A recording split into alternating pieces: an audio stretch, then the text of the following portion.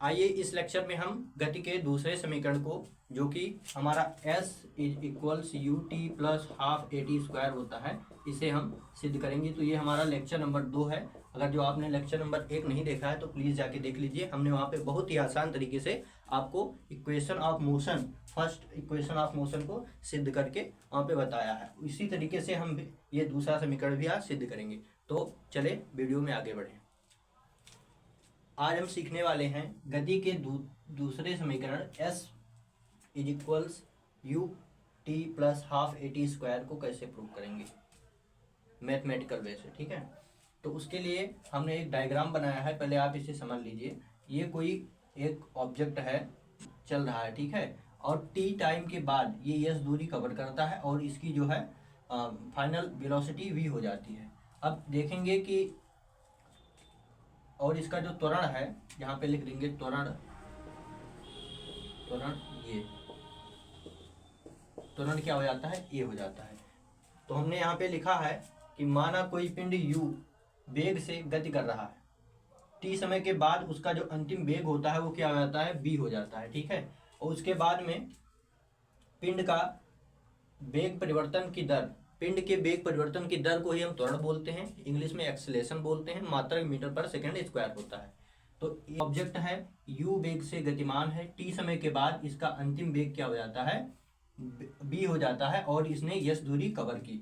अब देखेंगे कि जो दूरी इसने कवर की वो दूरी है क्या, तो यहाँ पे लिखेंगे पिंड द्वारा चली गई दूरी। ठीक है, पिंड द्वारा चली दूरी, तो दूरी को हमने s माना हुआ है, s। अब दूरी बराबर क्या होता है, चाल गुणे समय। तो यहाँ पे एक प्रारंभिक वेग है, एक अंतिम वेग है, तो इन दोनों का औसत लेंगे तो औसत वेग हो जाएगा। तो यहाँ पे हो जाएगा प्रारंभिक वेग प्लस अंतिम वेग, और 2 से डिवाइड कर देंगे तो इसका औसत वेग निकल आएगा। तो ये हो जाएगा दूरी बराबर औसत चाल, मतलब u plus b by 2 into समय को t लेंगे, तो यहाँ पे हो जाएगा t। अब इसी में हम जानते हैं ये हमारा b है ना, ये b है। अब हम पढ़ चुके हैं कि गति का जो प्रथम समीकरण है, गति का प्रथम समीकरण, गति का प्रथम समीकरण क्या होता है, b बराबर u प्लस ए टी। ये हम पिछले लेक्चर में जो है सिद्ध कर चुके हैं।